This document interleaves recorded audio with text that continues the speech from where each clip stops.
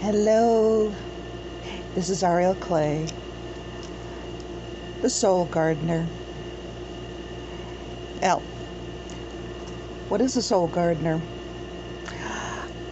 A soul gardener is a person that takes care of their soul like they would take care of a garden. What does a garden need? Water,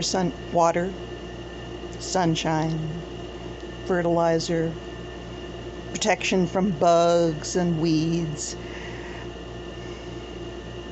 all the things that are needed to allow that garden to grow and to bloom and produce fruit, vegetables, anything that will nourish,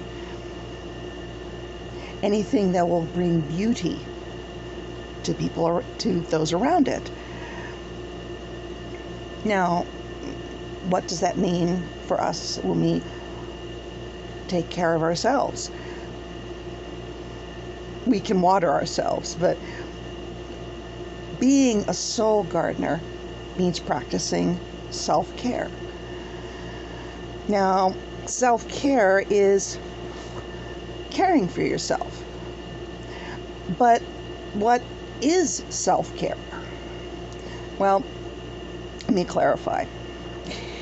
Although self-care can take the forms of things like bubble baths and manicures, what really makes soul care and self-care is a mindset. It is a realization and a knowing in your heart that you as a human being have a value.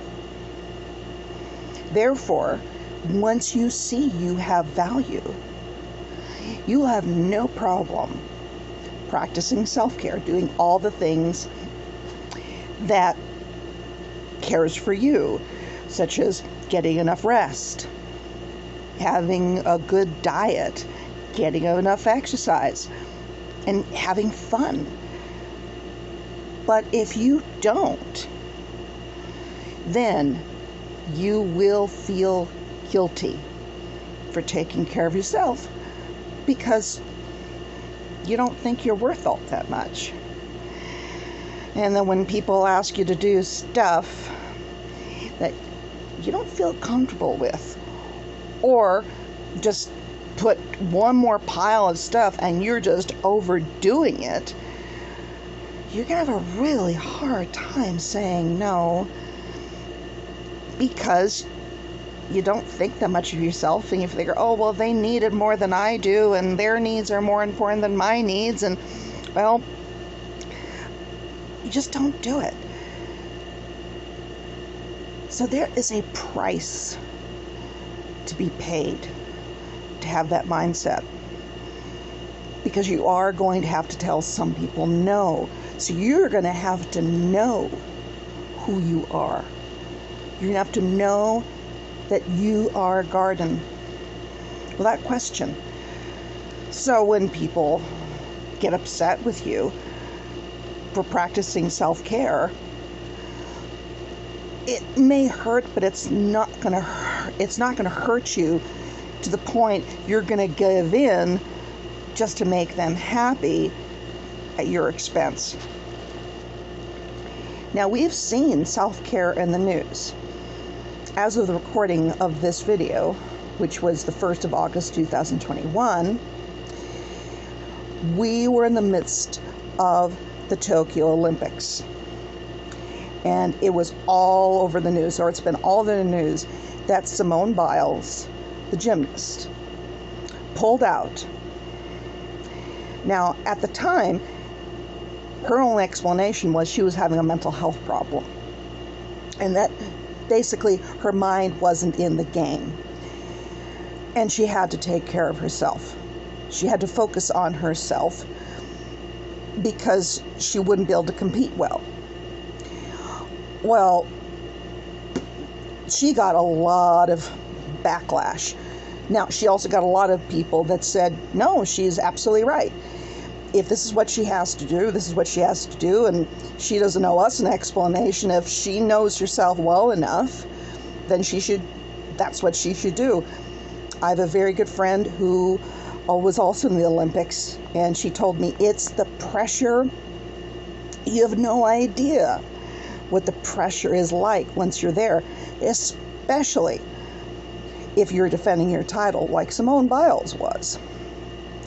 Well, only later did she explain that it was a neurological issue as well as mental health. She had the thing called the twisties. And what would happen is when she would be turning in the air, she wouldn't know which way was up, literally, and she would fall.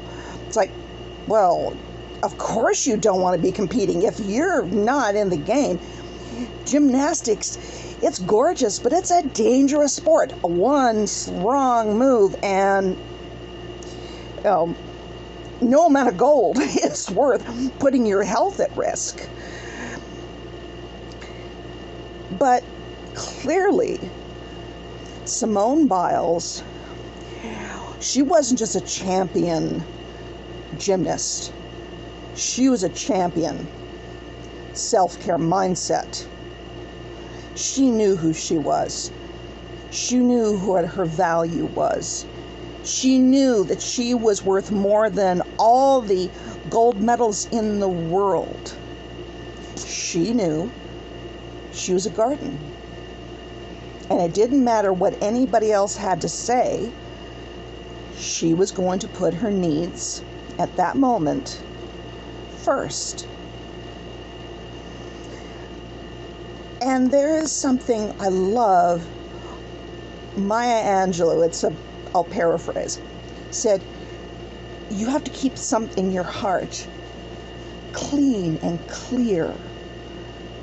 So when someone calls you selfish or arrogant or how dare you put yourself first, and trust me, if you've been putting everyone else before you and all of a sudden you decide I'm taking care of me and I am going to say no, you're going to hear that. Somebody's going to say it. So you have to make your mind that you have value. But you bring this place where you value yourself. You value yourself enough that you're willing to listen to your heart. Because your heart will tell you when someone tries to pressure you to do something that you just know it's not in you. You don't have the time, you don't have the energy, or it's just not you. It's not something you're built for. Then you'll give in. But if you train yourself to have that self-care champion mindset, then you will be able to say no with the best of them. But here's the great part.